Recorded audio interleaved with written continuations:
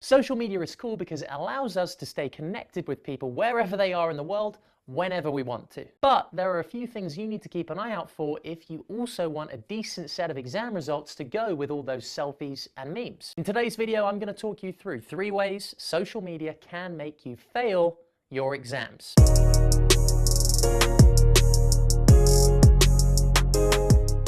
The first way social media can make you fail your exams is it can condition you to expect instant gratification. Have you ever picked up your phone because you haven't looked at it in a while, and when you unlock the screen, you have loads of notifications, messages, or likes? Of course you do. Like, who hasn't done this before? Standard procedure.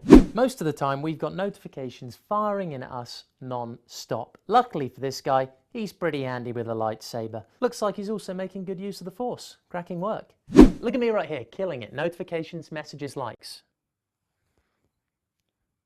Anyway, even if it's just one notification or many, do you ever feel a little happy rush or sense of relief, or like you now have something to do? I do, and I know you probably do too. This is dopamine working its magic. Dopamine is the neurochemical released in our brains when we are rewarded for taking an action. When we pick up our smartphone, we anticipate and hope there might be something on it, a reward to the action of checking our smartphone. When there are messages or notifications there for us, or just a photo with a lot of likes and the reward is met, the dopamine chemical allows this phone checking behavior to become a habit by inspiring us to take action in order to seek out that same reward and another hit of dopamine. Dopamine keeps us doing stuff. It occupies us. It makes us feel busy. It's the same chemical that gives us the urge to eat. It's part of our biology and how we're made as humans. Importantly for you and I, this neurochemical release is a never-ending cycle because the feeling of satisfaction after a dopamine hit in our brains quickly disappears. Just like we become hungry again, we want to check our phones again to get that dopamine hit. So because of social media and your smartphone, you get very used to feeling fulfilled immediately without having put in any real work, effort, or discipline. And here's why it's a problem. Instant gratification fueled by social media and dopamine is the exact opposite of the skills you need to develop in order to do well in your exams. In fact, it's the exact opposite of all the habits you need to achieve anything in life. In my view, anything worth achieving takes discipline, hard work, and effort. So what you need to develop is the ability to delay gratification. This is being able to put in work and effort without the need of an immediate reward. Exam preparation is a big task, and you can't just get everything you need to do for them done in one day. You need to space out and organize your preparation over an extended period of time, and you need to be consistent in your day-to-day approach if you really want to do well. This is tough to do because you're not so easily and regularly rewarded for your efforts each day.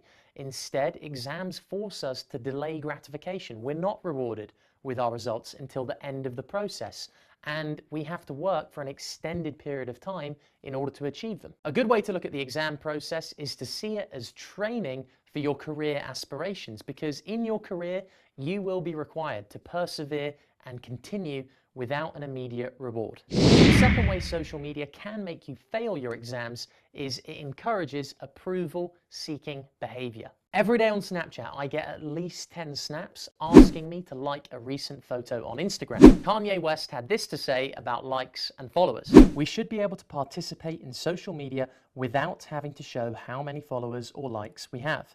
Just like how we can turn off the comments, we should be able to turn off the display of followers. This has an intense negative impact on our self-worth. And the icing on the cake to this one is Kim even jumped in there too to agree with Kanye. Both of these people have benefited greatly from the opportunity of social media. Perhaps Kim more than Kanye, because Kanye was at first, of course, a rapper and was in the music industry. But Kim has mainly built up her fame on social media. She has benefited from the exposure social media comments, likes, and shares have been able to give to her posts and her personal brand. Yet, the great thing about this is she acknowledges how, yes, though she's benefited, it can have detrimental effects on people if this content is not interpreted in a way that is healthy. Putting likes into proper perspective is important. Liking is such an easy and low-cost method of showing positive feedback, So you should question how much meaning you actually attribute to this. After all you need to do to like something on social media is tap on a screen. My point is, it's impossible to quantify the true amount of good intent behind a like. You might have hit the like button because it was the best post you saw that day compared to a load of average posts, or because someone you liked the post, or just because you felt like dishing out the likes that day. Oh, she's like that. Oh, better give it a like. Johnny from Tiddlywinks, cracking bloke. Here we go, mate. There you go. Two for you. There we go. Bosh, bosh, bosh. Because of this, the social value you place on likes should be reduced greatly.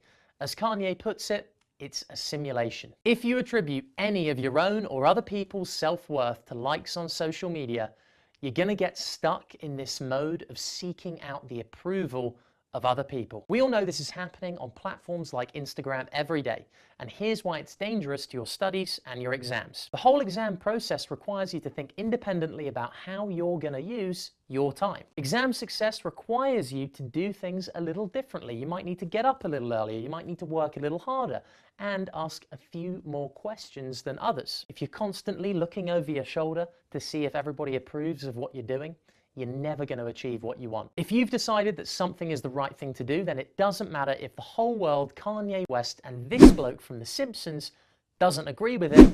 You crack on and do it, because that's what's going to make you happy. You've got to practice thinking for yourself. Social media can encourage us to think about how everybody else wants us to be, which may not actually be the best thing for us. The third way social media can make you fail your exams is it can easily distract you and shift your sense of priorities. For exams and study, you need to be able to sustain your attention. Let me ask you this, how do you decide what you are and what you are not going to look at on social media? It's a tough question because we know sometimes things just catch our attention. A catchy headline, a provocative thumbnail, whatever it may be, everyone and everything is vying for your time and attention on social media, and they'll often exaggerate the value or immediacy of the need to watch their content to get your eyeballs and attention on it. Social media is really good at shifting your priorities from what you decided mattered to you to what it and the content creators on the social channels decide matters to you. There's no real good and bad in this. We all know that there's some really cool and valuable stuff out there which social media allows us to see.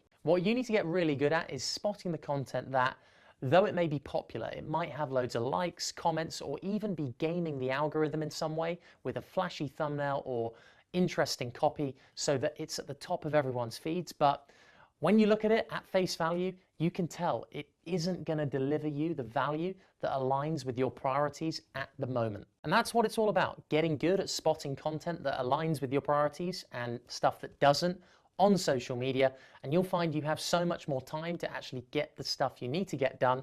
So there you have it, 3 ways social media can make you fail your exams: instant gratification, approval-seeking behavior, and distraction. If you found this video helpful, give it a like. Any questions, stick them in the comments. And if you want more videos like this to help with your exams, smartphone management, and career planning, subscribe. I'm checking out.